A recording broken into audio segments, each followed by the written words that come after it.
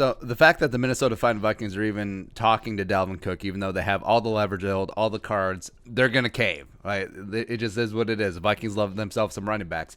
Key now will be to hedge as much as possible. And I'm very pro player getting paid, but salary cap league, running back is a meat grinder position, and Dalvin has shown to have dubious durability. Ooh, put that one in the thesaurus, right? So now we have to enter. We have to enter the arena and bring the sides together and propose a deal that makes sense. So let's get into today. Our proposed Dalvin Cook contract production value. So our proposed deal, 3 years, $30 million, can max out at 48. Sure. $6 million in incentives per year, including 2020. Ooh, a little extra bonus action. Could max out at $16 million per year. So he puts Dalvin up there with Christian McCaffrey. $20 million guaranteed. $10 million signing bonus. 2021 season is fully guaranteed, as well as team options for 2022-2023. So the key part is that the 2022-2023 salary becomes fully guaranteed on the third day of the new league year. So the Vikings will have options to basically pay as they go after 2021. Vikings can get out of the deal after 2021 with only $5 million dead, the prorated share of that $10 million signing bonus over the past final 2 years. There you go. So the incentives. A lot of talk has been about Dalvin Cook and incentives, like, oh, give him $1 million per game paid. Players will never go for that.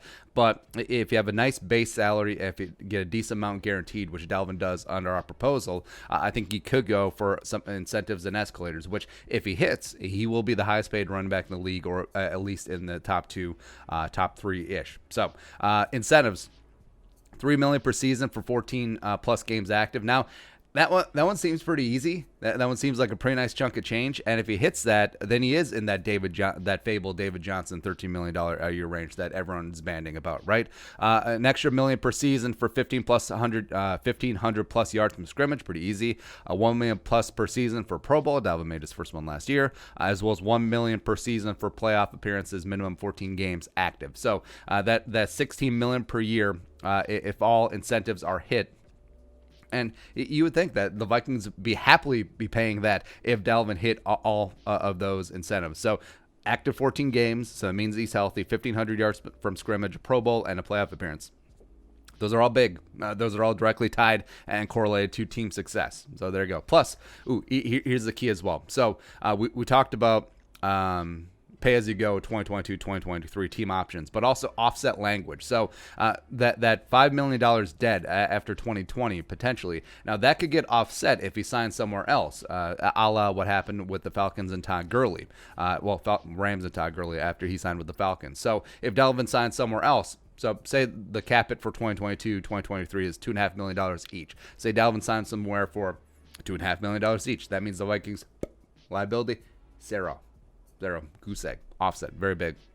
So how do incentives work with the salary cap? So say that, as we said, incentives extend to 2020 as well. So the 3-year extension plus the remaining year on his rookie deal, nice little incentive for Dalvin. So say he hits them all in 2020. Stays healthy for 14 games, Pro Bowl, playoff, and then also 1,500 plus yards from scrimmage. So what would happen then is that those incentives would impact the cap next year, right? So his 2021 cap hit, instead of $12.5 million, would move to $18.5 million, which I'm sure the Vikings would be fine with. Again, all of those incentives will directly correlate with team success, and they'd be fine. They would make it work even if 2021 cap is a little bit questionable, up in the air. Yeah. So from Dalvin's point of view, yes, you don't get that massive, I get to be the highest paid running back in the league. But if he stays healthy and he performs, he can be, right? He gets $10 million today as a signing bonus, cash money, direct deposit, whatever you want to do, right? And then could make up to $6 million more this season in incentives on top of his rookie base salary. Plus, he gets $3 million this season just by playing 14 games, right? So if he can do that, he's in like Flynn. Plus, he gets another $10 million fully guaranteed in 2021. Again, his base salary fully guaranteed next year. So $20 million fully guaranteed for a guy who's made around $5 million in his career so far. I think that's a great deal for having zero leverage. Again, goose egg, D'Angelo Russell leverage. That's pretty damn good. And also relatively easy to hit incentives. I mean, that has to be appetizing to Dalvin. And also, I think it has to be appetizing to the Vikings and the Vikings fans as well, because, I mean, if Dalvin doesn't stay healthy, then they can get out of it relatively easy. No muss, no fuss. And it does hedge against the potential health issues with Dalvin Cook. So I think it is a win-win all the way around. Dalvin stays in purple, and if he, to a degree, he gets paid as he performs, and the Vikings are protected from giving out a Todd Gurley mess of a contract or a David Johnson mess of a contract. So now, how do I fax this to Rick Spielman? Yeah, I feel like Spielman is a dude who uses the fax a lot more than you think.